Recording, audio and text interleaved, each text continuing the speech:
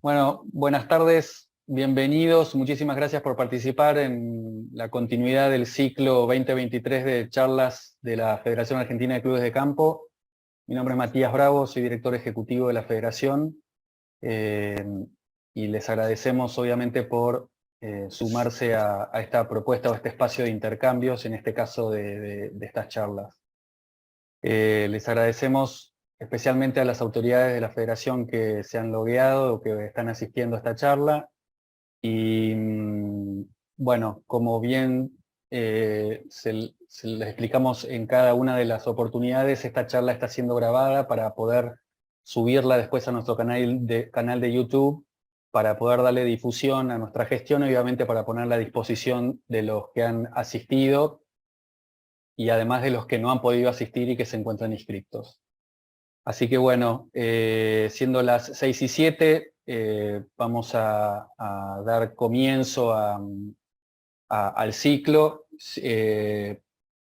Previo a ello, les doy la bienvenida a nuestros disertantes invitados, al ingeniero Mauro Di Meglio, que es ingeniero industrial especialista en higiene y seguridad, profesor de la Universidad de Buenos Aires, y a la ingeniera Patricia Beltamini, ingeniera civil, especialista en higiene y seguridad, especialista en recursos físicos en salud y salud pública, está diplomada en la ISO 45001 en sistemas de gestión y en seguridad y salud por la Universidad Politécnica de Cataluña.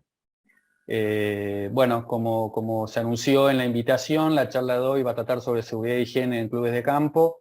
Esto habida cuenta de las inquietudes que vienen surgiendo a lo largo del trabajo que venimos haciendo con nuestros asociados, y dada la importancia del tema es que invitamos a estos dos profesionales catedráticos a que, bueno, nos ilustren con su expertise. Así que, Patricia, Mauro, les doy la bienvenida y les cedo la palabra. Muchísimas gracias. Bueno, muchas gracias. Bienvenidos a todos a la presentación esta sobre higiene y seguridad, que es muy amplia, y ya adelantamos que la tendencia en general y la recomendación es que se integren seguridad, higiene y medio ambiente, cada uno con sus temas específicos, pero hay puntos que se articulan. Entonces, vamos a centrar la charla en todo lo que es aplicable, primero adelantando bien el marco legal, todas las normativas vigentes, y cómo lo aplicamos a cada uno de los sectores, a cada una de las actividades en los clubes de campo. En referencia en este caso a higiene y seguridad. Así que vamos a pasar a ver los temas que tenemos planteados. A ver si vemos la siguiente. Ahí estamos, en la siguiente. Ahí vemos los temas relevantes, aplicables a los clubes de campo. Vamos a ver el marco legal, ya lo adelanto, la Ley Nacional 19.587 del año 72, y en base a eso vamos a ver cómo aplica los roles y las responsabilidades, tanto, por ejemplo, en obras particulares, por ejemplo, en obras comunes, en los reglamentos internos de edificación, de forestación, en las actividades comunes deportivas o en los establecimientos que haya internos que pueden ser propios o concesiones, como son restaurantes, gimnasios, actividades deportivas como campos de golf, actividades náuticas en lagunas, piletas propias de las amenities del campo, y bueno, todas las actividades deportivas que se puedan desarrollar según lo que tenga propio cada club de campo. Cada uno de esos sectores va a tener una aplicación, algunas mayor y otras menor, pero en todas hay que ir viendo cómo aplicamos las condiciones básicas de higiene y seguridad, condiciones seguras para cada una de las actividades, tanto para el personal propio como para las personas, socios o propietarios o invitados que intervengan en esas actividades. También vamos a hablar de los programas de seguridad y los ATS. Acá hay una sigla que se llama ATS, que es Análisis de Trabajo Seguro, que bueno, uno u otro aplica según las características de la actividad que estamos enfocando. Vamos a detenernos en las horas particulares y las horas comunes, en cómo es la gestión desde el punto de vista de higiene y seguridad, pero tiene una gestión integral, ¿no? de reglamentos de edificación, y la higiene y seguridad siempre está metida, integrada en esos reglamentos. Obras particulares y obras comunes. Cuando me refiero a obras comunes son las obras de infraestructura, de mejoras o de nuevas obras de infraestructura que son para el desarrollo del campo, del emprendimiento. El control general de todas las instalaciones, en este caso nos podemos encontrar con el control de accesos, los talleres de mantenimiento, si hubiera, ¿no? Todo me estoy refiriendo a lo que hay. Todo lo que hay tenemos que aplicarlo. Y la gestión de residuos, sí, que no solamente tiene que ver con el medio ambiente, sino también con consideraciones de higiene y seguridad en esta gestión y cómo se realizan las actividades. Pues normalmente acá ya después vamos a ver que pueden ser realizadas con personal propio, mixto o tercerizado. Bueno, le doy la palabra al ingeniero Di Meglio, que va a empezar con la primera parte que les va a introducir en el marco legal de higiene y seguridad. Bueno, ¿qué tal? Buenas tardes, un gusto saludarlos. Me van a escuchar que estoy hablando desde el micrófono de Patricia, porque estamos trabajando codo a codo en esta presentación. Gracias a la Federación por invitarnos. Gracias a ustedes por participar. Así que bueno, vamos a arrancar con este tema en particular. Digamos, si estamos hablando de seguridad y higiene y también vinculado con medio ambiente en lo que es clubes de campo, no tenemos que arrancar y no podemos dejar de lado el listado de la normativa aplicable, ¿no? Si bien nosotros como profesionales aplicamos seguridad y higiene y probablemente el fin de todo esto es evitar accidentes y enfermedades profesionales, también lo hacemos para cumplir una ley. Entonces, el espíritu quizás no es que recuerden exactamente el número de cada una de las leyes, pero sí saber que existen. Y en tal caso, poder recurrir a cualquier medio para buscarlos. Por ejemplo, Internet, se pueden buscar y leer en particular. Primero, lo que es la ley madre de lo que es seguridad y higiene de trabajo en Argentina es la ley 19.587. Esa ley es de alcance nacional y fue publicada, digamos, por el decreto 351 en el año 79. Entonces estamos hablando de una ley que tiene más de 40 años. Esa ley actualmente está vigente, pero sin embargo, no es que ha sido derogada, sino que está vigente, pero han salido decretos, resoluciones complementarias que le fueron dando forma a esta ley. En este caso, por ejemplo, es el decreto 911 del año 96. Fíjense que es del año 96, ya nos vamos acercando y ayornando un poquitito más a los tiempos actuales. Este decreto en particular habla de la construcción, de cuáles son los riesgos, cuáles son los roles que deben existir y cómo se resuelven. ¿Por qué sale este decreto en el año 96? Justamente, digamos, por todo el auge de la construcción que se va dando, ya incluso años anteriores, se ve la necesidad de que tiene que salir un decreto o una normativa muy y más específica sobre lo que es la construcción, en este caso el decreto 911. ¿Y por qué surge así? Y en este caso es, digamos, justamente porque la construcción conlleva muchos riesgos. Es una actividad muy riesgosa, entonces justamente por eso se decretó en el año 96 este decreto. Y bueno, es bastante más específico que después Patricia más adelante les va a contar en detalle.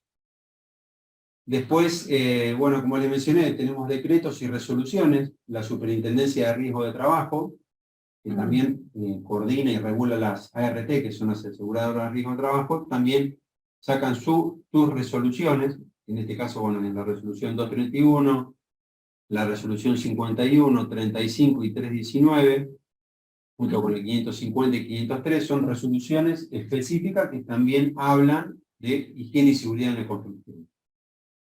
Y por otro lado, tampoco podemos dejar de mencionar la ley de riesgos de trabajo, ¿sí? La ley 24557. Bueno, hablando de lo que es la ley 19587, como les comenté, tiene más de 40 años, fue creada en el año 72, es a través del decreto 351, se reglamenta y regula. Es una ley bastante extensa. Habla básicamente de seguridad y higiene, digamos, que abarca a cualquier persona que esté desarrollando una actividad laboral. Y también no solamente habla sobre la seguridad de las personas, sino sobre la seguridad del entorno para generar condiciones de trabajo seguras. En este caso, que estamos hablando ahora, particularmente de clubes de campo, aplica todo al personal propio que está haciendo, que realiza trabajo dentro del mismo, y a todo personal tercerizado que ingresa al club de campo para realizar actividades. En este caso, bueno, pueden ser empresas tercerizadas que realizan distintas actividades dentro del club de campo. Bueno, esto es un poco ir más en detalle, pero se menciona en el artículo 7 y 8, porque habla un poco específicamente de lo básico y más relevante para la seguridad de los trabajadores. Patricia, ¿vos querés agregar un comentario sobre el artículo 7 y 8? Sí, acá resaltamos en el artículo 7 y 8 para que vean que aplica claramente también en las actividades de los clubes de campo, en las condiciones de trabajo que ven que dice que se deben considerar todas las instalaciones, artefactos, ubicación y conservación, protección de máquinas, instalaciones eléctricas. Entonces ya ahí estamos viendo que en los restaurantes, en los talleres, en las oficinas administrativas, tenemos que ver todo lo que tiene que ver con riesgo eléctrico, prevención de incendios, prevención de accidentes en el trabajo y enfermedades profesionales que también pueden surgir. Acá tienen un itemizado que marca todo esto y cada uno de esos aplica para los clubes de campo.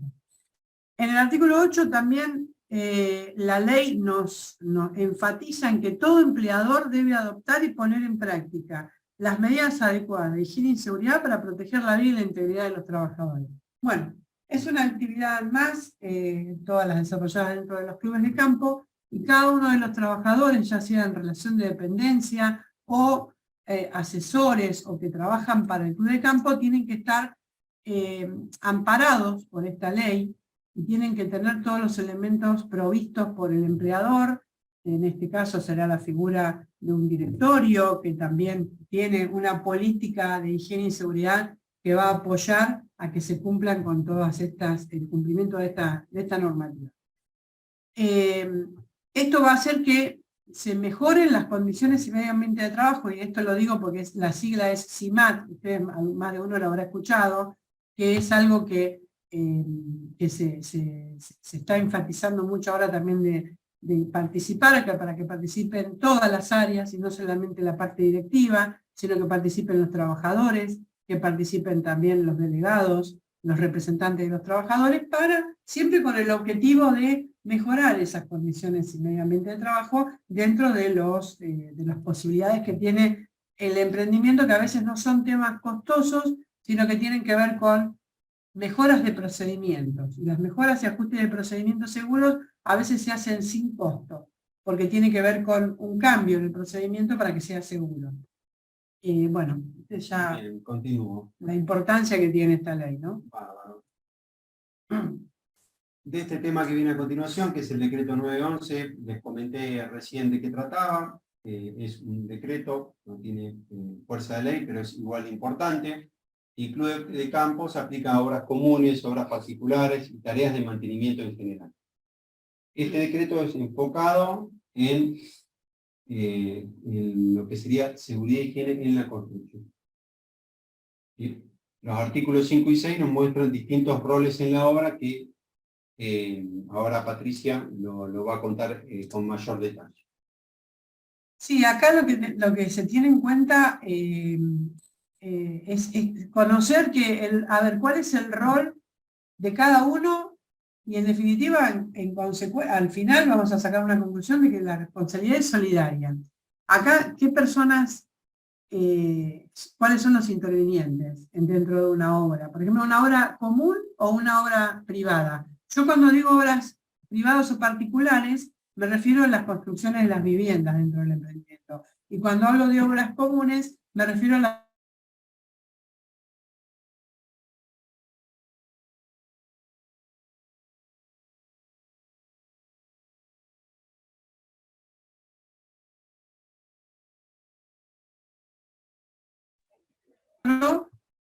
la oficina correspondiente o al directorio, y ese proyecto, una vez que se aprueba, según un reglamento interno, después se inicia la construcción. Después tenemos el profesional encargado del proyecto y la dirección de obra, que es una persona que es asignada. Se recomienda que siempre que el propietario la asigne formalmente, mediante una nota formal dirigida al club de campo, diciendo cuál es el profesional asignado, para que quede claro, con una nota, que tenga una formalidad, un contenido mínimo con todos los datos del profesional, nombre completo, matrícula, la matrícula habilitada y vigente, el registro del consejo profesional que corresponda, y que está asignado para el desarrollo del proyecto y la dirección y el manejo y la presentación de todo lo que tenga que ver frente a la oficina correspondiente del club de campo. Normalmente son oficinas o de gerenciamiento de obras u oficinas de obras, algunas tienen un nombre, otras tienen otra, pero normalmente hay un grupo de personas, uno o dos o más personas, que se encargan de recibir los proyectos para evaluarlos, para ver que estén dentro del cumplimiento del reglamento interno de edificación, y a veces también tenemos el reglamento de forestación. Después tenemos otra de las personas que también son importantes, que cumplen roles importantes dentro de las obras, que son los jefes de obra. Ellos son los representantes de la contratista principal y de los subcontratistas. La contratista principal es la empresa constructora que desarrolla toda la obra, desde el principio hasta el final. A veces hay subcontratos que también son importantes, que participan, pero siempre tiene que haber un jefe de obra, o que puede ser o no profesional, porque en este caso tenemos el anterior, que es el que hace el proyecto de dirección de obra, ese también es el que visita la obra, y el jefe de obra puede ser un encargado de obra, un capataz, o a veces también es un profesional, arquitecto o ingeniero, que participa de estas decisiones del avance de obra y dar cumplimiento a los proyectos según lo que se hayan aprobado. También tenemos subcontratos que se encargan al inicio o al final de las obras. Decimos al inicio y al final porque al inicio para los movimientos del suelo y al final es para la nivelación y la compactación, que son dos momentos muy importantes en el desarrollo de la obra, donde al principio pareciera que empezamos algunos con, entre comillas, tareas preliminares y arrancan con todo, y ahí hay mucho riesgo a terceros en esto, por eso lo resaltamos. Y bueno, después está también la figura del profesional responsable de higiene y seguridad de la obra, que para cada obra tiene que ser un profesional asignado. Puede ser que un profesional tenga varias obras asignadas, pero sí va a enfocar su programa de seguridad y su gestión en cada obra por separado. Así como se hace un proyecto por separado para un lote de otro proyecto en otro lote, también se hace un programa de seguridad para un lote y se hace otro programa de seguridad para otro lote. Eso puede ser que sean similares, porque a veces la tipología es similar, sobre todo en viviendas, pero cada una tiene su método constructivo, su planificación, su plan de trabajo, que amerita que el responsable de higiene y seguridad analice riesgos en un momento determinado en una obra y en otra obra tenga otro porcentaje de avance que tenga otros riesgos. Por eso es importante que los planes y los programas de seguridad estén especificados para cada obra. No se pueden reiterar, ni replicar, ni repetir uno para todas, ¿sí? Y la responsabilidad, esto es una afirmación que pusimos, que la responsabilidad es de todos los anteriores, en el cuidado de los espacios comunes.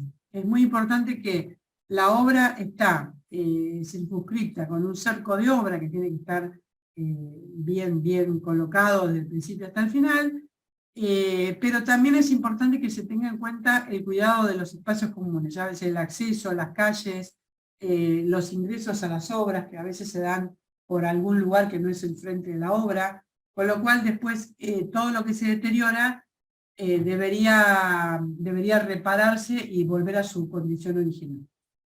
Bueno, ahí tienen un panorama del listado de roles. Es un tanto complejo, diferente a una actividad industrial, lo que es la actividad de la construcción. Por lo tanto, por eso mismo hay un decreto específico, que es el 911 del año 96, porque las estadísticas daban antes del 96 que había accidentabilidad en aumento, con lo cual, bueno, se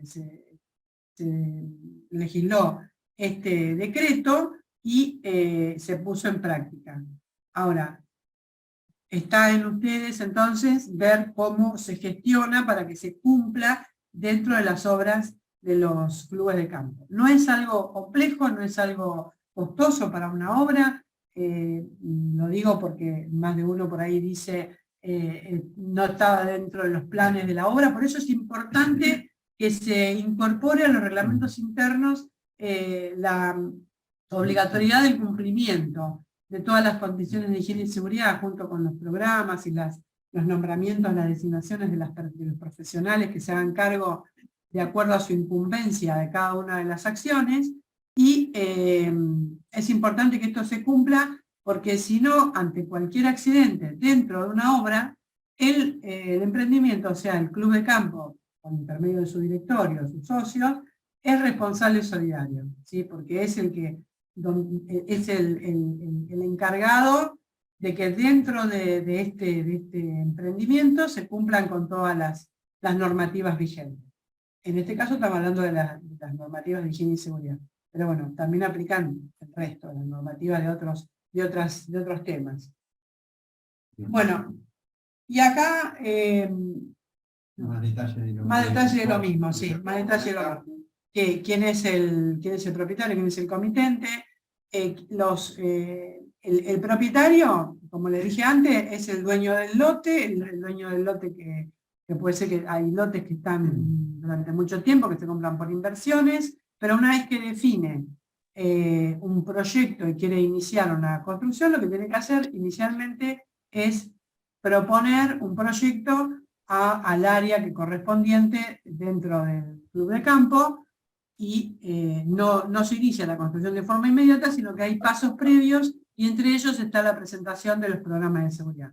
Los programas de seguridad no es necesario que estén en la etapa del proyecto, cuando se presenta el proyecto, sino que van a estar presentados en la etapa previa al inicio. O sea, hay un tiempo para que se le pueda comunicar, para que se pueda charlar y explicarle, decirle, pero también tiene que estar dentro de los reglamentos para que los propietarios y los profesionales, al leer y firmar, que es recomendable que se entregue una copia firmada, puede ser digital o física, a las oficinas de gestión de las obras particulares, una copia del reglamento. Entonces, si ya está todo ahí, una vez que se le tenga que solicitar, presentar, por ejemplo, el programa de seguridad antes del inicio de la obra, ya es más fácil después decir, bueno, si está firmado y se entregó la firma a la entrega del proyecto del reglamento interno, en el artículo X está estipulado que la presentación del programa de seguridad debe ser previa al inicio de la obra. Normalmente se presenta hasta 5 días antes como máximo, porque se presenta a una RT para que se apruebe. Después vamos a ver los distintos tipos de programas de seguridad que hay. A veces no hay RT en el medio, sobre todo en los casos de los clubes de campo, ¿no? Puede ser que depende de la empresa constructora que desarrolle la obra.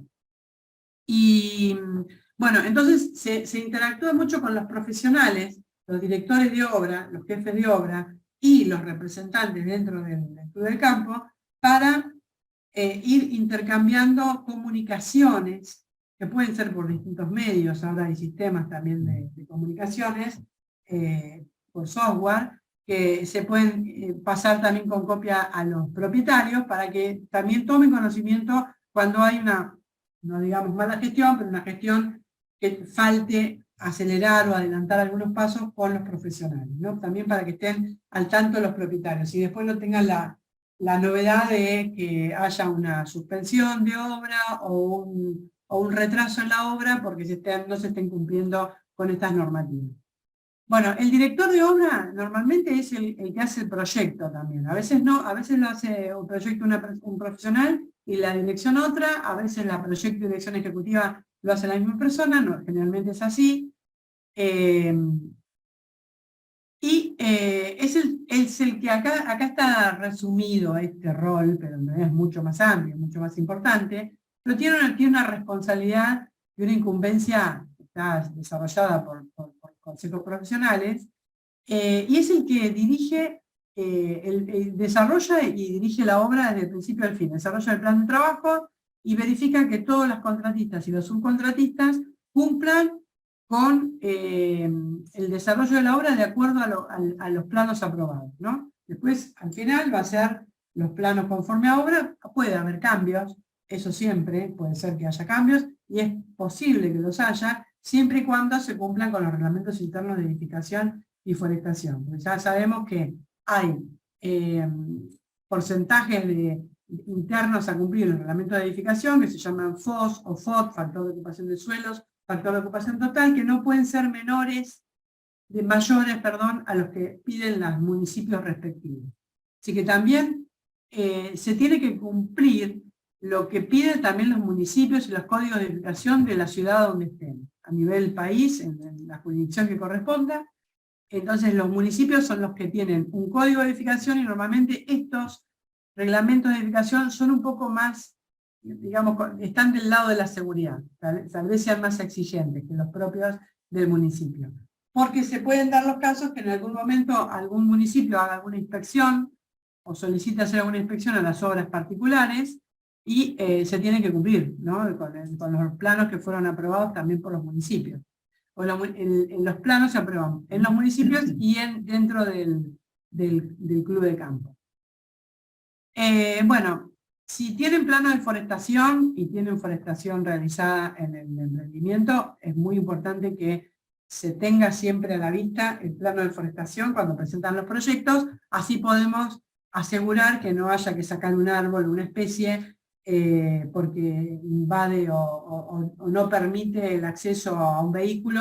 No importaría si fuera el acceso a un acceso peatonal, pero si hay un acceso vehicular y hay una especie, habría que modificar el proyecto, porque siempre estamos del lado del cuidado de las especies arbóreas en un club de campo, evitando que se tengan que trasladar o correr o sacar.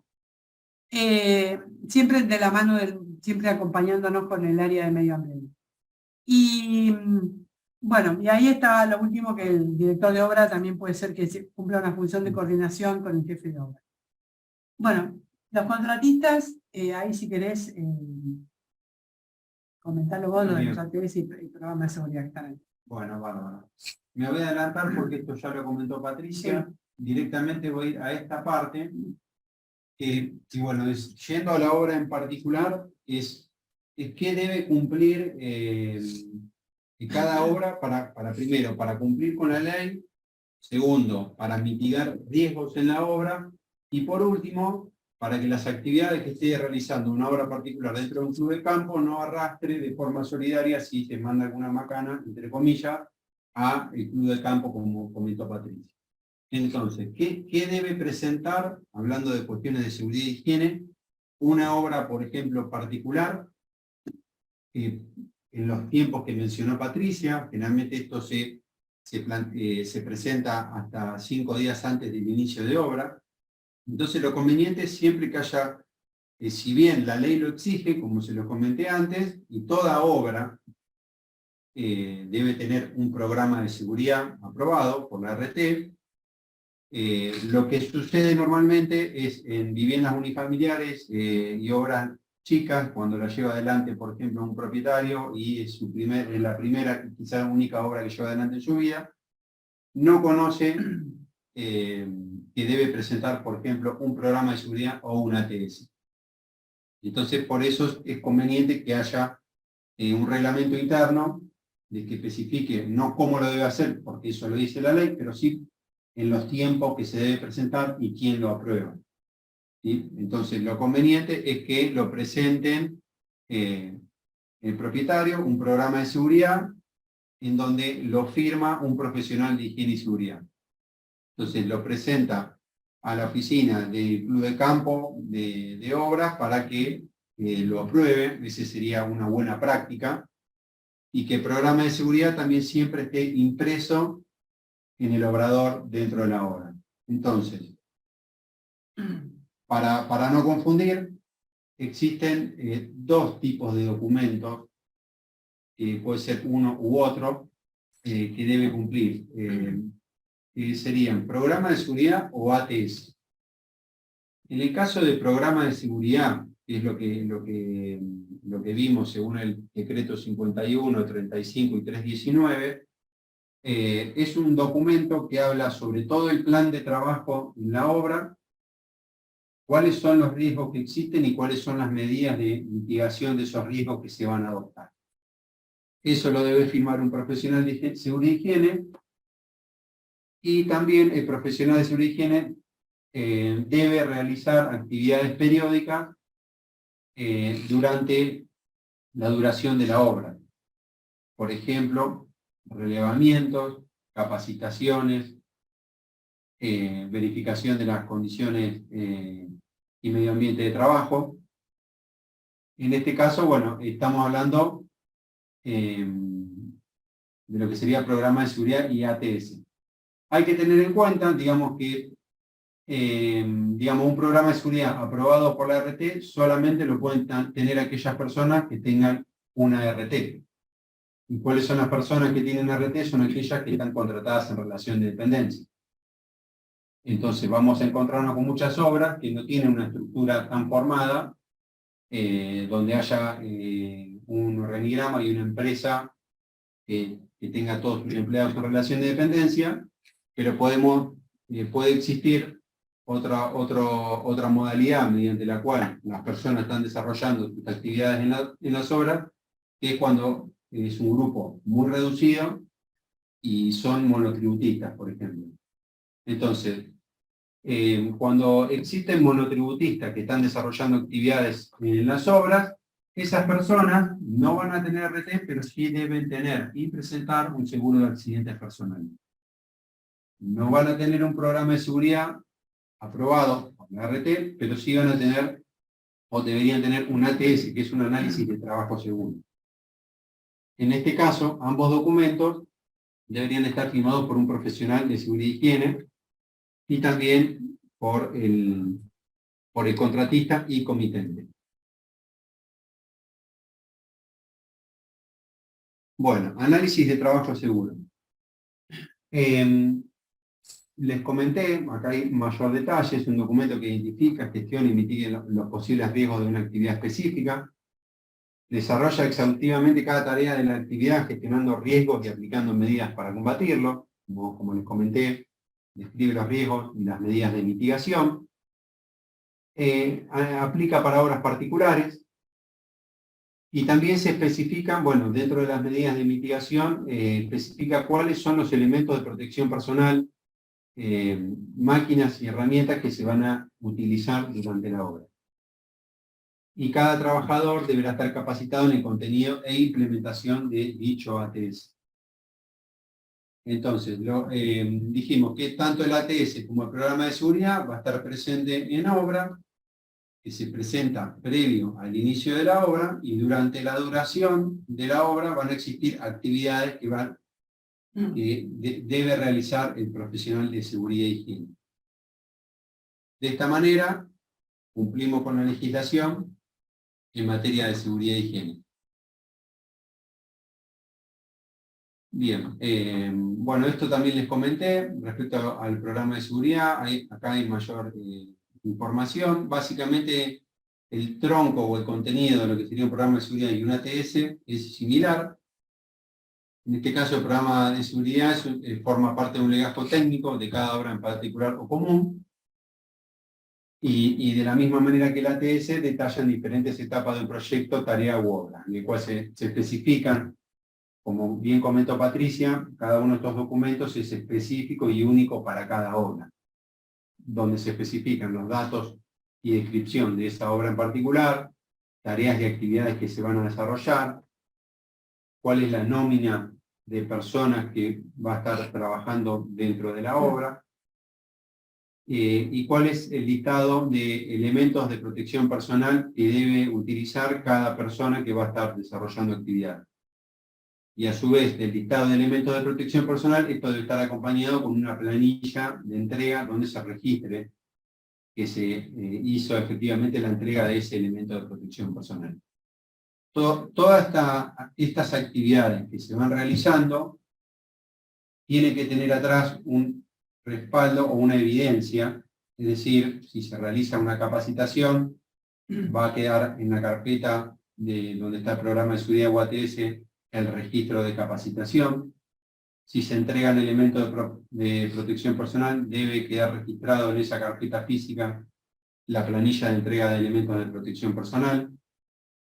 Si se desarrollan actividades con cierto tipo de máquinas o herramientas específicas, también se deben controlar las mismas, y para eso existen documentos que llaman, muchas veces son checklists de control, que también deben quedar documentados en la carpeta. En fin, suena como una batería de documentación o información que debe permanecer, pero también pensemos que no es un costo muy elevado, considerando el costo total de obra. No es que estamos hablando de costos exorbitantes. Digamos, es un profesional que periódicamente asiste a la obra y realiza estas pequeñas actividades de seguridad y higiene. Bien, bueno, esto lo voy a pasar un poquito más por arriba. Habla de programas de seguridad específicos, ¿sí? Por ejemplo, este es según el decreto 51 del año 97, y también describe un poco qué tipos de obras están aplicadas por este programa de seguridad y también cómo son los roles. Ya vemos obras también cuando se realizan excavaciones, demoliciones, tareas a más de 4 metros de altura. Y tareas también, bueno, todo esto son características que pueden surgir cuando se están llevando adelante obras, y cada una de ellas debe tener su programa de seguridad. Bien, acá hay mayor detalle del programa de seguridad. Y ahora Patricia va a explicar, bueno, lo que es 35, 319. No, esto es básicamente para que lo conozcan, tampoco ella es la gestión interna de obras, 35 la resolución que aplica, o la 319. Para que conozcan y sepan de qué se trata, el programa de seguridad, según la resolución 35 del 98, lo que a veces llamamos programa único, entre comillas, y es el que se realiza cuando hay 2 o más contratistas o subcontratistas que participan en una obra, que muchas veces es así, o cuando está también la figura del comitente con varios subcontratos, y no hay una figura principal de una contratista principal. Entonces, ese programa único, una de ellas asume el rol de contratista principal y realiza el programa de seguridad 35 del 98, que también lo puede coordinar el comitente, porque de ahí surge la coordinación de higiene y seguridad de toda la obra. Entonces, todos los subcontratos que ingresen, el coordinador de higiene y seguridad va a verificar que se cumpla cada uno de sus subcontratos con las normativas de lo que pide el decreto 911 del 96, que marca artículo por artículo todo lo que tiene que cumplirse para cada actividad dentro de la industria de la construcción. Y el 319 es otra resolución, la que sigue, que aplica para lo que se llama a veces, pero mal usado, porque este está en evaluación y se va a actualizar esta resolución, tareas repetitivas y de corta duración.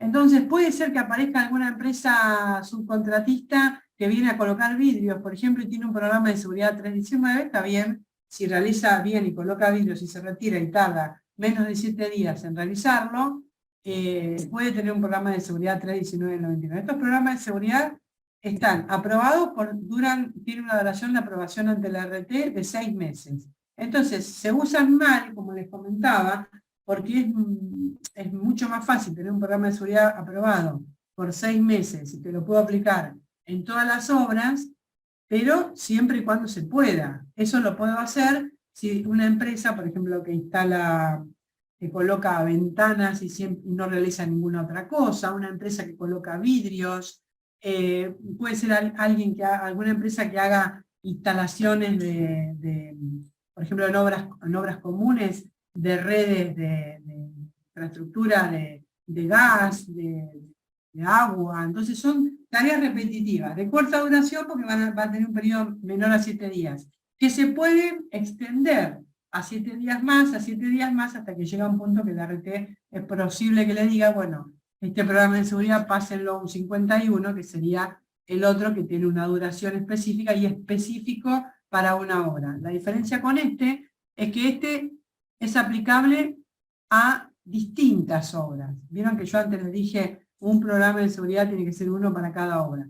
Este es aplicable a distintas obras, siempre y cuando en cada una de esas distintas obras haga una tarea repetitiva y de corta duración. Nada más, o sea, siempre el mismo procedimiento y a menos de 7 días, o si se reitera, 7 días más o 7 días más, y así hasta que la RT lo autorice a decir, bueno, hasta acá, y pasen a un 51 o siguen con un 319.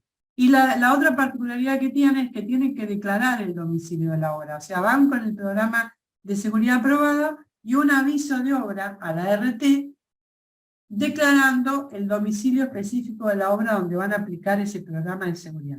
Entonces la RT, una vez que tiene el aviso de obra, puede ir a hacer alguna inspección aleatoria para ver si se están cumpliendo, y también la SRT realiza inspecciones, además del Ministerio de Trabajo, ¿no? Bueno, esa era la particularidad del 319. Bueno, acá, espera. Bueno, esto de obras comunes, explícalo vos que estás en... nos repartimos la tarea porque Mauro está específicamente dentro de las obras comunes verificando condiciones de higiene y seguridad. Dentro de las obras, ¿no? Bueno, en esta diapositiva lo que queremos recalcar la importancia de colocar cercos y señalización para las obras, y también para lo que son piletas, excavaciones u obras con desniveles altamente visibles. Hay dos fotos en particular, una que tiene bastante bien delimitado lo que es el cerco y otra que no lo tiene en buenas condiciones, como lo pueden ver rápidamente, que es la foto de abajo. Pero bueno, la idea es que mediante gestión y control del área de obras particulares se auditen y controlen las condiciones internas de seguridad y higiene y así evitar riesgos a terceros dentro de los clubes de campo. Para esto se puede implementar algún sistema de multas a contratistas por incumplimiento en los reglamentos internos o condiciones básicas de seguridad y higiene, según listado con análisis de riesgo y ponderaciones de montos de multa. Aquí tenemos más ejemplos, un poco, en este caso, bueno, el cartel de obra está tapado, no es para ver en particular quién desarrolla la obra, sino ver un ejemplo como en la foto de arriba, donde tenemos piedras casi que están en la vía de circulación pública dentro del club de campo. Y abajo vemos una foto de una obra común, que en este caso es una ampliación de una red cloacal que se está realizando, que conlleva excavaciones. Y estas excavaciones, bueno, son muy peligrosas porque tienen más de 2 metros de profundidad. Generalmente, bueno, en este caso en particular están alejados de donde están las viviendas, pero cualquier persona, cualquier niño que esté jugando un fin de semana puede acercarse. Entonces, si no está bien delimitado, se puede causar un accidente. Bien, acá ahora sí te paso a vos, Patricia, sí, sobre condiciones generales y específicas de higiene y seguridad de las instalaciones.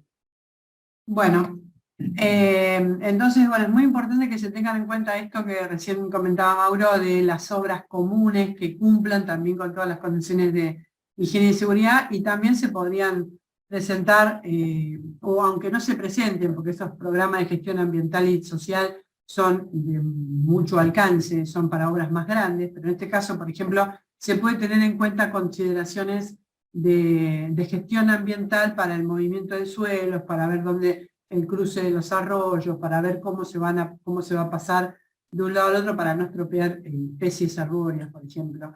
Bueno, tener en cuenta ahí sí lo integral de la seguridad, higiene y medio ambiente, para las obras comunes, para las obras de infraestructura del desarrollo del club de campo. Y bueno, acá, ustedes ven acá un listado de algunos sectores, que algunos clubes de campo los tienen, otros no, pero de todos los que tengan, como les comenté antes, todos estos u otros que puede haber, tambos, puede haber sectores con cuidado de granjas, bueno, hay algunos que conocemos también que tienen caballos, bueno, tipo las chacras.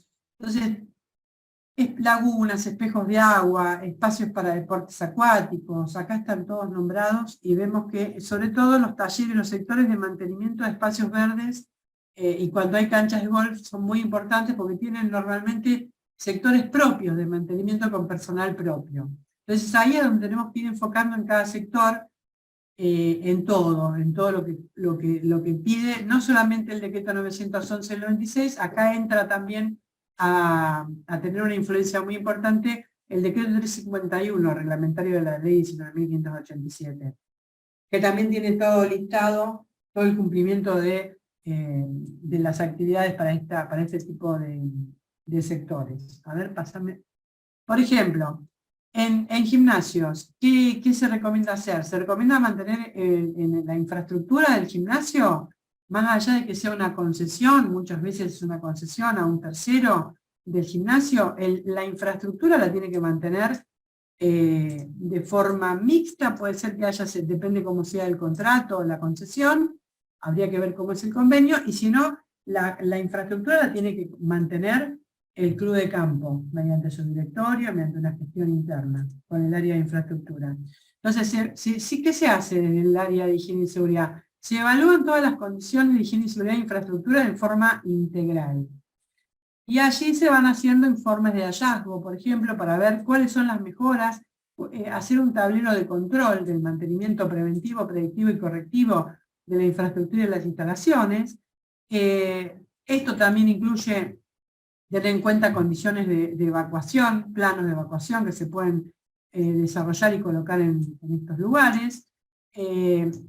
Hacer una mejora por ahí en la ubicación de las máquinas y de los elementos para que no haya riesgos de accidentes o caídas a las personas o a los socios que vayan al gimnasio. El estudio de carga de fuego siempre es recomendable realizarlo y es parte de lo que pide el decreto del 51, también un estudio de carga de fuego de todas las instalaciones. ¿Para qué? Según el estudio de carga de fuego, voy a definir la cantidad de elementos de instalaciones fijas contra incendio que tenemos que poseer, que puede ser desde lo básico de extintores hasta, de acuerdo a la carga de fuego, puede ser tener algún nicho hidrante o algún detector de humo. Son todas instalaciones fijas contra incendio.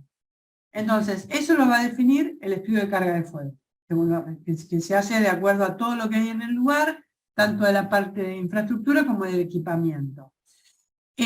También se analizan cuestiones de ventilación e iluminación, que también está incluido dentro del decreto 351 en el capítulo específico de ventilación, y hay otro capítulo específico de iluminación. Los estacionamientos también son sectores a tener en cuenta, con una delimitación y con una señalética adecuada de cómo estacionar, de la velocidad máxima permitida. Bueno, todo eso para evitar accidentes a terceros. Y dejar siempre recomendaciones a las personas, a los encargados del gimnasio, a los trabajadores, tanto para sus propias condiciones y medio ambiente de trabajo, durante la jornada laboral, evaluar el puesto de trabajo de estos trabajadores, y también para evitar riesgos a terceros de los socios o las personas que asistan al gimnasio. Esa es una de los análisis que se pueden hacer en el caso de que haya gimnasios. Para el caso del mantenimiento de los espacios verdes o de las calles, de infraestructura, tenemos que estar capacitando a todos los trabajadores en cada uno de los riesgos. Nosotros acá en rojo resaltamos, por ejemplo, algunas de las recomendaciones que se pueden dejar. Verificar siempre los desniveles, porque en estas organizaciones no son llanos los espacios por el tema del diseño, de la forestación, hay desniveles, y entonces hay que concientizar a los trabajadores que tienen que verificar y planificar sus recorridos, usar los zapatos de seguridad que corresponda. Ahí sí, también el directorio, por intermedio del área de recursos humanos y del área de infraestructura, va a entregar los elementos de protección personal que se entregan y se registran en planillas según otra resolución, que es la 299, que es la específica para registrar los elementos de protección personal mínimos y básicos entregados. En este caso de personal que realizan o recolección de residuos o mantenimiento de espacios comunes, van a tener zapatos de seguridad, ropa de trabajo, no es necesario cascos en este caso porque no están en obra de construcción, pero sí puede ser que necesiten guantes, que necesiten protectores oculares, protectores auditivos, depende de la tarea que haya. O sea que hay que analizar cada puesto de trabajo para ver qué riesgo hay que minimizar. Entonces, no se arranca entregando el elemento de protección personal, sino que primero se analiza el puesto de trabajo, se analizan las mejoras que se pueden hacer sobre los procedimientos de trabajo seguro, las mejoras que puede haber sobre el equipamiento que están utilizando, esto lo digo por el caso de que se usen bordeadoras o tractores, entonces realizar el mantenimiento periódico a todos los equipos, máquinas y herramientas para que no generen mucho ruido, para que sean ergonómicamente aceptables, y finalmente vamos a entregar los elementos de protección personal. Esto es una condición básica de cómo se analiza la higiene y seguridad en cualquier tipo de actividad. Primero hacemos mejoras de ingeniería, así lo llamamos, de procedimientos, y después nos enfocamos en lo que hay que entregar como elemento de protección personal. Esto es para no caer en el caso de que tengo que ir a entregarle un EPP al trabajador porque va con la bordeadora y hace ruido. No, vayamos a ver por qué hace ruido la bordeadora, qué también otros riesgos tengo, que hay vibraciones del cuerpo entero o vibraciones de miembros superiores. Vibraciones del cuerpo entero hay cuando se usan los tractores, pero sí hay vibraciones de miembros superiores para el uso de bordeadoras. Entonces hablar con el trabajador, hacer una entrevista, ver cómo se puede mejorar el procedimiento y ahí analizar todos los riesgos que tengan, no solamente el ruido por el uso de la bordeadora. ¿Ahí quedó claro el concepto? Bueno, tenemos riesgo por antecedente de caída, riesgo de lesiones ergonómicas, de caídas y desniveles, por caídas y desniveles. A ver, bueno, ahí vemos algunas imágenes también para lo que estaba comentando recién, pasalo que tiene que ver con uso de agroquímicos también es importante, porque seguramente para el mantenimiento de espacios verdes o para el mantenimiento de campos de golf o en algunos sectores comunes se van a utilizar agroquímicos, a veces también en canchas de fútbol, para el césped.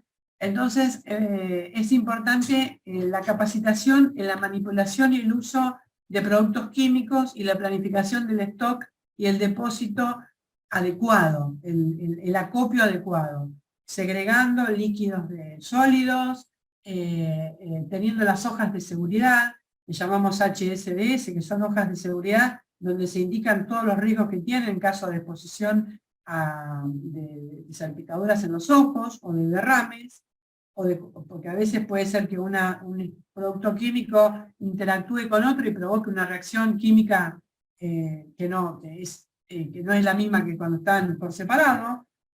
Bueno, entonces puede haber riesgos para los trabajadores y para el medio ambiente. Entonces esto hay que tenerlo en cuenta también, teniendo las hojas de seguridad a la vista, cercanas a los depósitos, acompañando a los trabajadores cuando van a colocar estos productos químicos, acompañando a los trabajadores para verificar cómo desarrollan el procedimiento, realizando capacitaciones fuera de cuando están haciendo la tarea, dentro del horario de trabajo siempre, no en horario del almuerzo, o antes o después de la jornada laboral. Las capacitaciones, según la Ley de Higiene y Seguridad, se desarrollan durante la jornada laboral.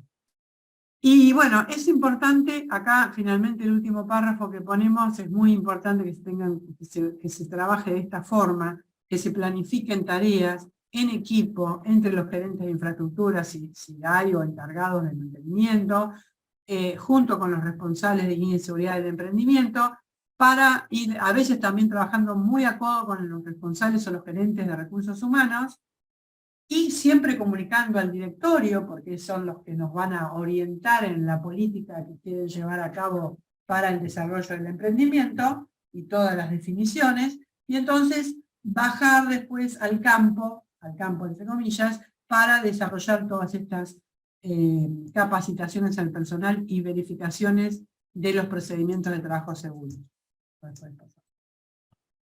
Ahí vemos algunos ejemplos que hay que analizar, que se pueden identificar en la vía pública común y que pueden tener riesgos los trabajadores y que también puede impactar con terceros, ¿no? Riesgo de atropellamiento cuando circulan con los tractores acá también corren riesgo los rondines, que son otra del personal de seguridad, que también puede llegar a tener alguna interferencia con otros vehículos o con los vehículos de mantenimiento, hay riesgo de atropellamiento, de caídas, golpes, cortes, atrapamientos, bueno.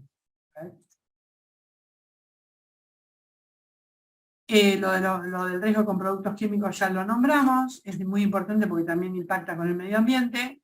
La exposición al ruido también, puede ser que si existe el ruido, se pueden tomar mediciones de ruido con decibelímetros, normalmente se toman una vez al año mediciones de ruido, y cada vez que se hace un mantenimiento de los equipos, máquinas, herramientas, también se puede llegar a hacer otra medición para ver qué nivel sonoro continuo equivalente da cercano al puesto de trabajo. Si es mayor a 85 decibeles A, y esa es la unidad de medición de ruido, entonces el trabajador debería estar capacitado en cómo prevenir y también usar y proveerse y entregarse al trabajador los protectores auditivos.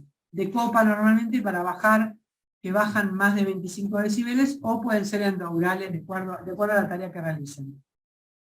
Riesgo de exposición al cuerpo entero era lo de los tractores.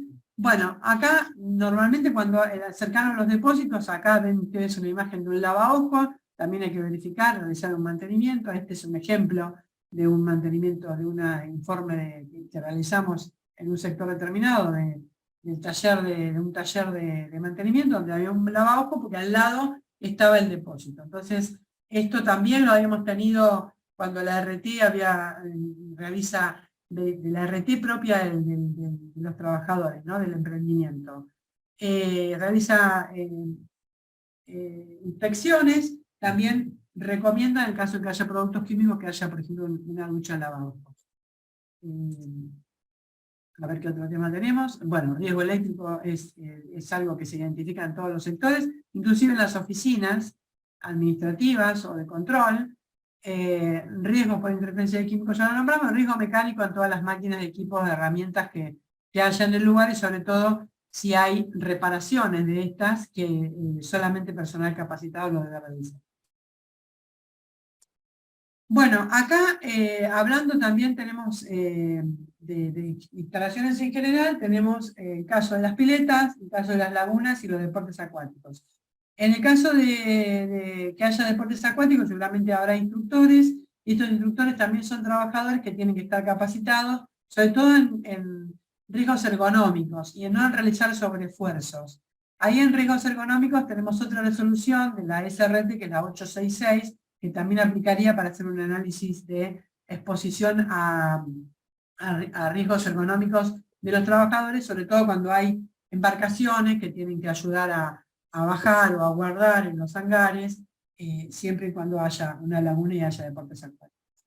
Riesgo de exposición al sol también es importante que lo declaremos en lo que nosotros declaramos ante las ART, los responsables de higiene y seguridad de los emprendimientos, que se declara el RAR. Ahí ven los códigos a declarar en el RAR. Hay códigos que tienen que ver con, algunos con exposición al sol, otros con sobreesfuerzo, otros con exposición el riesgo de exposición a productos químicos, distintas vibraciones, exposición a ruidos. Todos esos códigos están dentro de cada RT, los tiene las planillas de códigos, y hay que declararlos. El RAR, que es el Reglamento de Agente de Riesgo, se declara una vez al año ante la RT, para todos los trabajadores que estén en relación de dependencia con el club de campo. Y se realizan capacitaciones nuevas cuando hay cambios o rotación de personal y se hace una nueva declaración a la RT. Acá nosotros pusimos prevención de dengue, radiación solar y sobreesfuerzo, porque es algo de lo que últimamente tuvimos que hacer el flyers para comunicar a todos los socios, a los propietarios, a los trabajadores. En general es recomendable hacer flyers enfocados a los trabajadores y flyers de comunicación enfocados masivos, lo llamamos entre comillas, a los propietarios o socios. Y con temas específicos, para prestar atención, a veces hablamos de tema dengue, tema radiación solar. En verano hemos hablado de riesgo de incendio, que había alerta de incendio forestal por el calor, por la sequía. Y bueno, tuvimos lamentablemente no hace mucho, el riesgo de bioseguridad ante COVID. Entonces también, como el personal de seguridad sigue trabajando, ante cualquier riesgo de bioseguridad, siguen trabajando el personal de mantenimiento, nosotros seguimos trabajando, enfocándonos en todos estos riesgos, ¿sí? Esperemos que no surja otro de bioseguridad similar al de COVID, que no estuvo, pero trabajando de forma continua, porque no se interrumpieron las actividades mínimas y básicas, por supuesto que se redujeron, por supuesto que se establecieron protocolos, y todos estos protocolos se hicieron en conjunto con áreas de recursos humanos y se comunicaron a todos los trabajadores y específicos a cada una de las áreas. A ver si pasamos. No sé cómo estamos con el tiempo, ya estamos, ¿no? Con el tiempo. En canchas de golf, esto ya lo dijimos. Ya lo comenté. Bueno, para restaurante también hacemos auditorías en este caso, tanto para restaurantes, pero las enfocamos siempre igual que en gimnasios.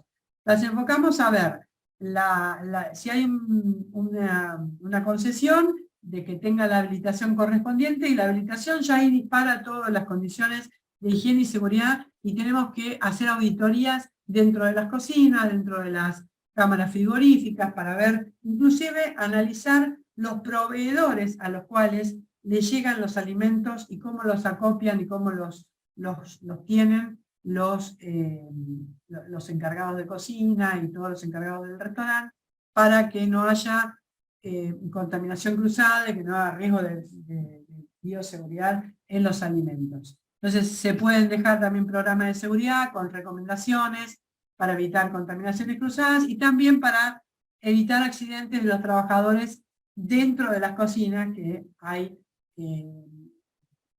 riesgo por salpicaduras con aceites, cortes de cuchillos, con vidrios y demás. Entonces eso también hay que prevenirlo y hay que dejar recomendaciones desde el directorio, desde las áreas de higiene y seguridad del emprendimiento. Se hace en forma de recomendaciones y como auditoría. Porque sí, cuando tiene una concesión tiene que tener su propio responsable de higiene y seguridad que lo asesore, pero a veces no lo tiene. Entonces, como sabemos que la responsabilidad es solidaria, tenemos que intervenir desde el lado de auditores. Entonces nos vamos parando. Con el tema de por las horas que están dados los en restaurantes, en cocinas.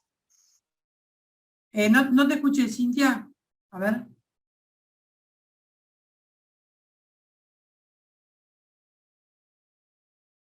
Ahí ya falta mucho.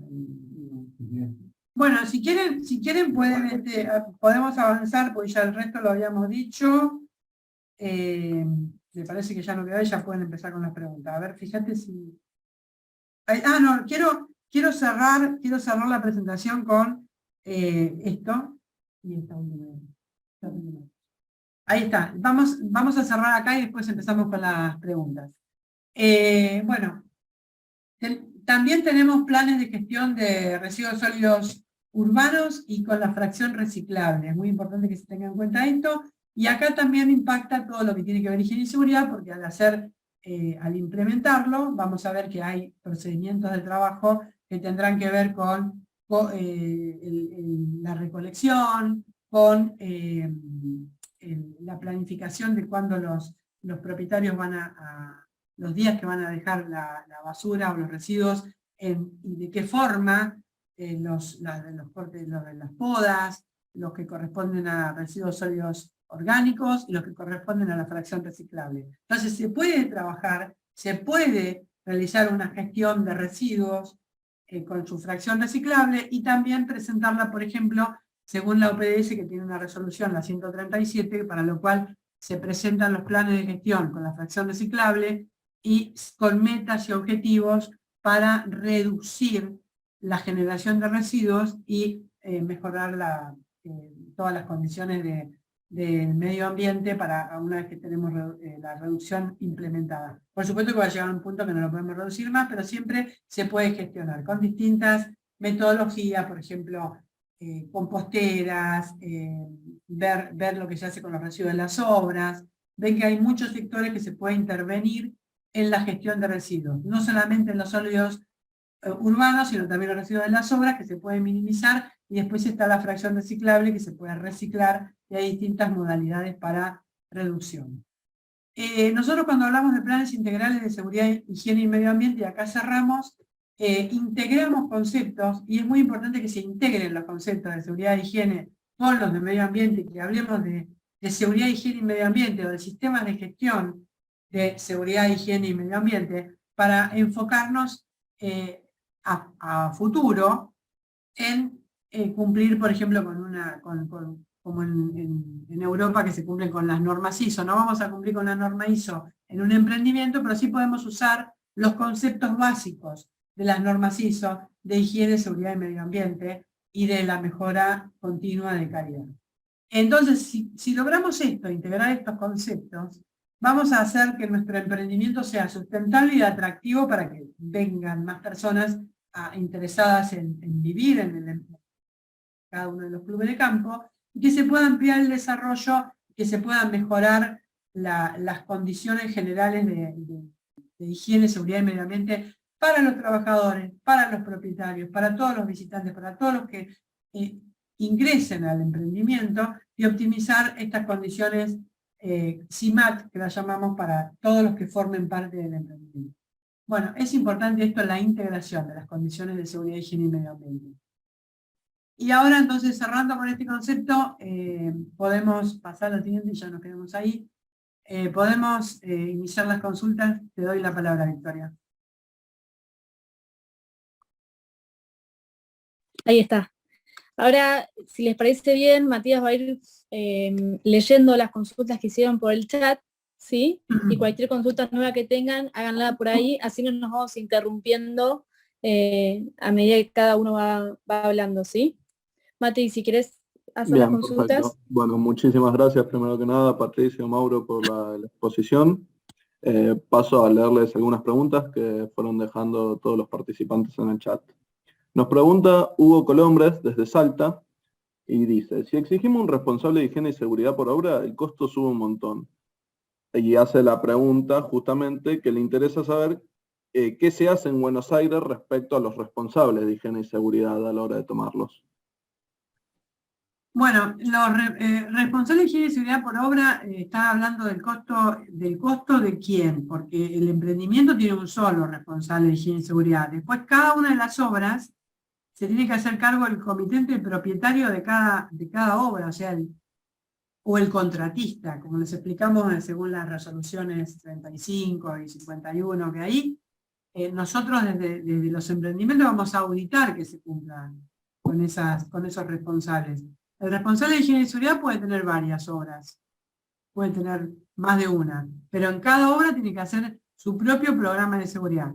Y ese programa de seguridad va a estar a cargo no del emprendimiento, no del club de campo ni del directorio, va a estar a cargo del propietario de la obra. O sea, es el mismo que le paga al proyectista y director de obra para hacer su propia casa, vivienda, o al contratista, también tiene que tener en cuenta el gasto de su propio responsable de higiene y seguridad, para que desarrolle todas las actividades que tienen que ver con el decreto 911 del 96. Entonces el costo va a ser de cada uno de los propietarios, de cada una de las obras, y en el caso de las obras comunes, por ejemplo, si el desarrollador no se quiere hacer cargo de cada uno de los responsables de higiene y seguridad de las obras comunes, ahí está la figura del contratista principal, que cuando hace los pliegos de licitaciones, para contratar una obra determinada, lo podría poner en el pliego licitatorio que deberá tener el programa de seguridad aplicándolo a cumplir con el decreto 911 del 96. Con que citen el decreto y que citen que debe cumplirse con el decreto 911 y la ley 19.587, no es necesario que especifiquen más nada. Se va a tener que hacer cargo el contratista principal. Y a su vez, él también va a poder deslindar a sus subcontratistas pidiéndole que cuando contrate que traigan a sus propios responsables de higiene y seguridad. Es como un paraguas esto, que está el contratista principal y cada uno de los subcontratos. Y el rol del emprendimiento, del directorio, del club de campo, es el de auditar que se cumpla esto. Porque si no, ¿qué pasa? Si hay un accidente dentro de la obra, es responsable solidario.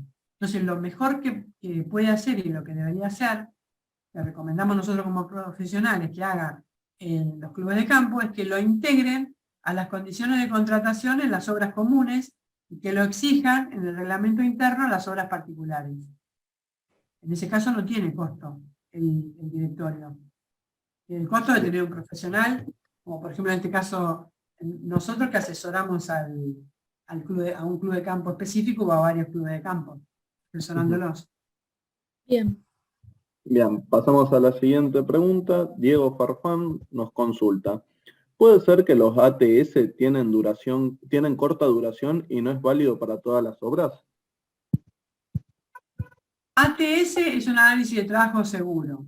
Depende para lo cual se desarrolle. Tiene un listado de tareas, un listado con identificación de uno o más riesgos para cada tarea, y otro listado que tiene la identificación de las medidas preventivas para cada uno de los riesgos, una o más medidas preventivas para cada uno de los riesgos. Entonces, depende de cómo esté planteado y desarrollado el ATS, va a abarcar una actividad determinada.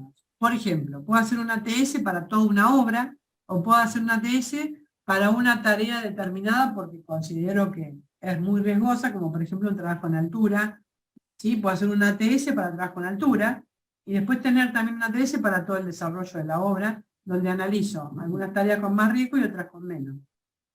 ¿Sí? Excelente. Ahí ya, no sé si quedó claro, depende a dónde lo aplique el ATS. Cuando nosotros hablamos de programa de seguridad o ATS, a veces se hacen ATS cuando las contratistas no tienen RT, y entonces se hace en base a lo que sería un programa de seguridad, por ejemplo 51, un ATS. El ATS está siempre en ambos. Dentro del programa de seguridad también hay un análisis de riesgo, que es lo mismo que un ATS más desarrollado para toda una obra. Pero puede ser que haya un ATS acá, el que preguntó, puede ser que haya un ATS para un periodo muy corto, porque es un ATS para una tarea que por ahí puede durar un día, que es un movimiento, un izaje de cargas, por ejemplo, con una grúa, con una pluma, es muy riesgoso y amerita que se haga un ATS específico para ese izaje de cargas. En ese caso estaríamos hablando de un ATS para un día determinado. Bien. Bien. No hay ninguna pregunta más en el chat. Si quieren damos un tiempito. Si alguien más quiere preguntar algo. Yo no estoy viendo ninguna pregunta más en el chat. No. Bueno, no hay más preguntas en el chat. Bueno, nuevamente, muchísimas gracias Patricia, Mauro, por la excelente exposición y charla. Desde la Federación les agradecemos por el tiempo y bueno, por brindar este espacio, y a todos los que están presentes les decimos que bueno, nos sigan en nuestras redes sociales, canal de YouTube, para no perderse ninguno de nuestros eventos y charlas que hacemos mensualmente. Y le paso la palabra, no sé Matías, si querés decir algunas palabras finales, si no, damos cierre. Cuánta solemnidad, perfecto, Mati, muchas gracias. Creo que hay una pregunta más que se acaba de sumar, Mati, me pareció haber visto. Ahí va, Karina Espina. ¿El emprendimiento tiene que tener personal de audición de seguridad e higiene? Pregunta. ¿Personal de qué? Perdón. de auditoría. De seguridad e higiene, sí, de auditoría. Sí, normalmente sí, porque o sea, si el emprendimiento tiene trabajadores, como les dije antes, personal de oficinas, de mantenimiento, tiene una nómina de personal con una RT determinada. Y la RT le exige que tenga un responsable de higiene y seguridad, que es el que tiene que firmar, por ejemplo, los RAR, estos relevamientos de agentes de riesgo. Entonces se declaran los RAR y se realizan los relevamientos generales de riesgos laborales para todos esos trabajadores y todas las actividades, como les nombré antes, de análisis de riesgos para cada sector y para cada grupo. Además están las auditorías a las obras y las auditorías a los contratistas de los terceros, que pueden ser de tareas de infraestructura o pueden ser tareas de fumigación, tareas de control de accesos, que a veces son tercerizadas también, y que también ahí el responsable de higiene y seguridad del emprendimiento interactúa con el responsable de higiene y seguridad de esa empresa tercerizada. Puede ser de redes eléctricas, de redes de agua, de seguridad, de fumigación, estos emprendimientos, los convenios tercerizados con los restaurantes, con los gimnasios, con las actividades deportivas. Bien. Bien, y acá me mandan una última pregunta, Hugo Colombres también, de Salta. ¿Qué tanta responsabilidad tenemos cuando el 90% de los empleados de obra están en negro? Por lo menos es lo que pasa en Salta, nos manda Hugo. Sí, tienen responsabilidad si ingresan personal en esas condiciones, obvio, hay responsabilidad. Si llega a haber un accidente, ya sabemos toda la responsabilidad, alta responsabilidad del emprendimiento por permitirlo. No se debe permitir personal en negro en ninguna circunstancia porque corre el riesgo todos los temas legales que aplican, ¿no? Bien, excelente.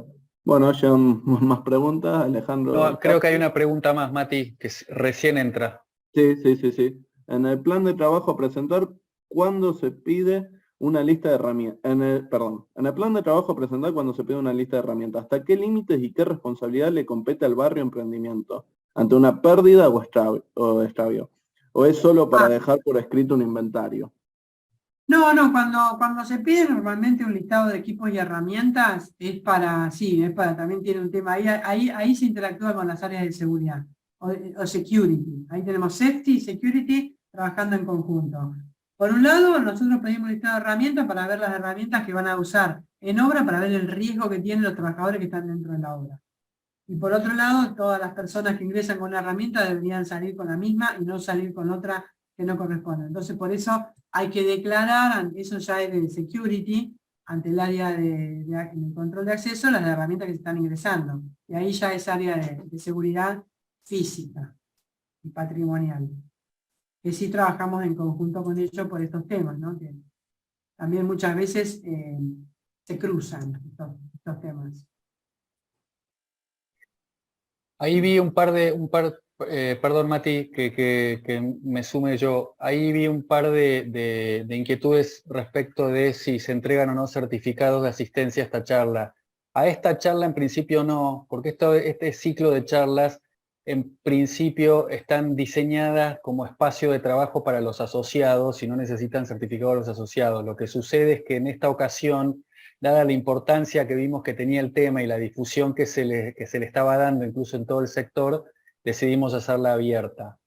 Por supuesto que estamos a disposición y en contacto para lo que necesiten respecto de ello y lo resolveremos en las próximas charlas si el volumen de asistencia cuando lo hacemos abierto vuelve a generar esta inquietud.